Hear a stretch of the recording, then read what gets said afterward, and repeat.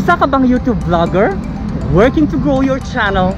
O kaya na may naiisip mong mag-start ng YouTube channel mo? And nag-iisip ka, what are the best vlogging tips to consider para makapag-create ka ng mga amazing contents? Stay ka lang muna dahil madami kang matututunan dito sa vlog na ito or posibleng makapulot ka ng mga bagong tips.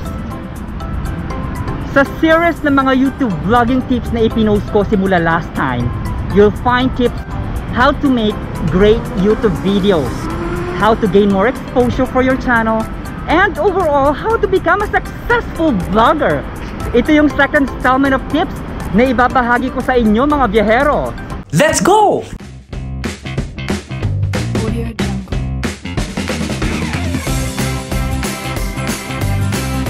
Country and sides, food and culture, reviews and tips. Are you ready?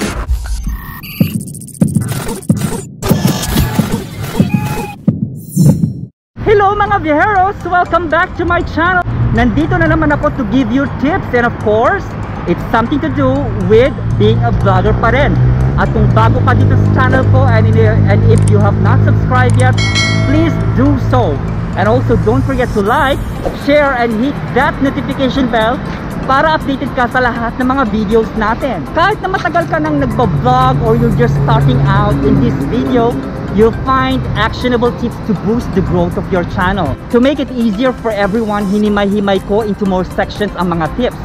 So I will be posting iba't ibang mga videos, so stay tuned always. At ito ang second installment ng mga tips natin.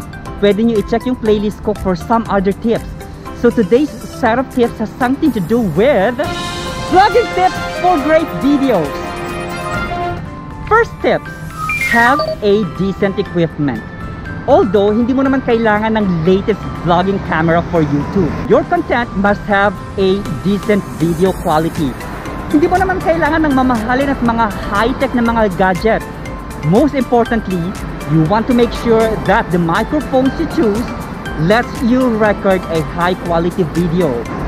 Or, ang mahalaga, dapat naririnig ka ng malinaw. If you cannot be heard properly, viewers will immediately step away from your channel. So parang ganito.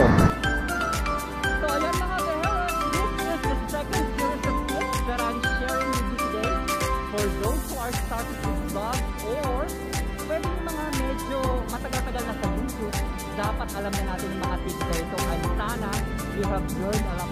Tip number 2, try out script. Isa sa mga pinaka-most powerful vlogging tips for good content is to script out your videos. Ako, gumagawa ako ng mga scripts, but not totally lahat ng mga sinasabi ko. Most especially kapag travel vlog yung ginagawa ko.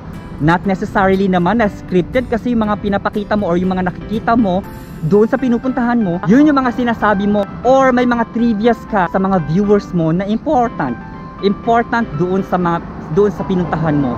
Kapag mga tips naman importante, may script ka, mga pointers kumbaga, based on your experiences. This way, you'll make sure that you won't forget to address important points. Also, following a script keeps you away from that unnecessary rumbling stuff in the videos. Tip number 3, recording a video. After you decided your first vlog ideas, it's time to put it into practice. Siguraduhin mo kung saan ka gagawa ng videos mo for you to be able to get enough likes. Wag naman yung sobrang dami din ng likes na hindi na nagiging maganda yung quality ng mga videos mo. So aaminin ko mga viewers, dito sa tip na ito, medyo dito ako mahina.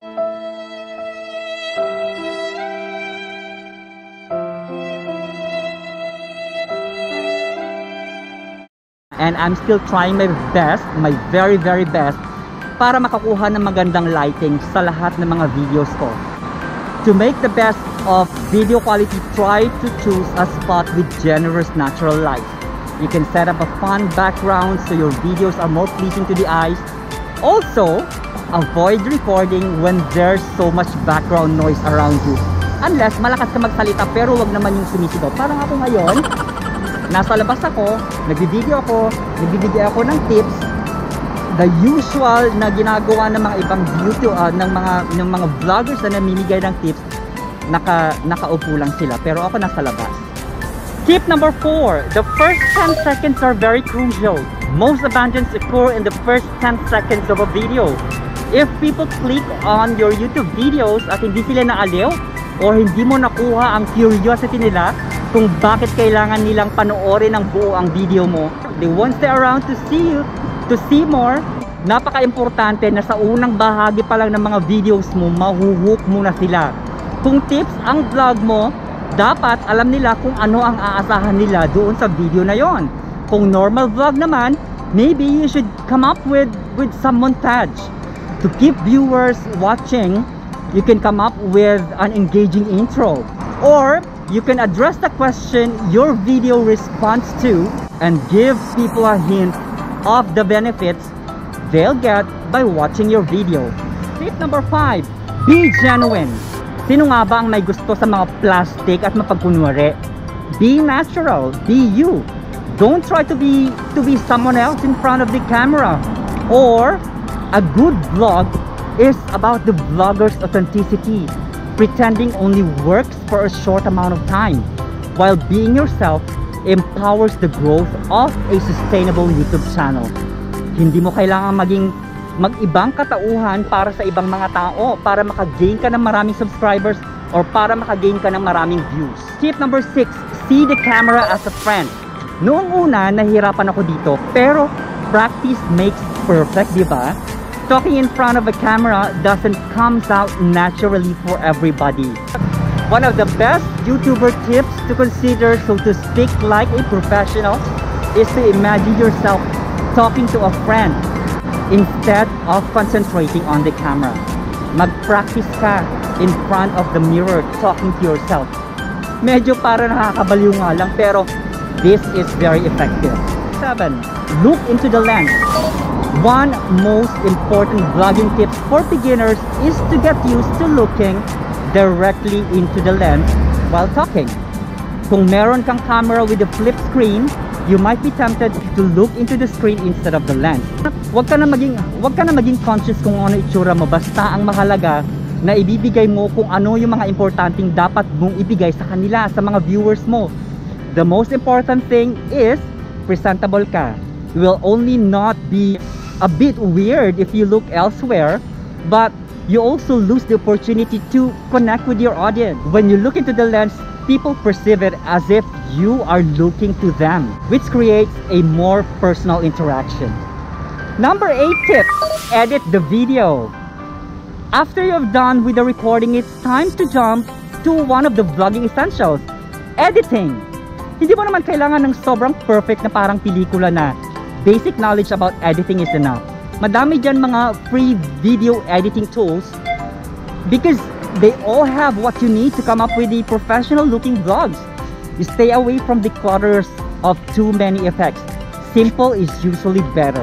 Over time, malalaman mo din naman at matututo ka kung ano yung mga dapat mong ma-improve sa editing kapag pinanood mo na yung mga videos mo ulit. Number 9, master a few editing tricks.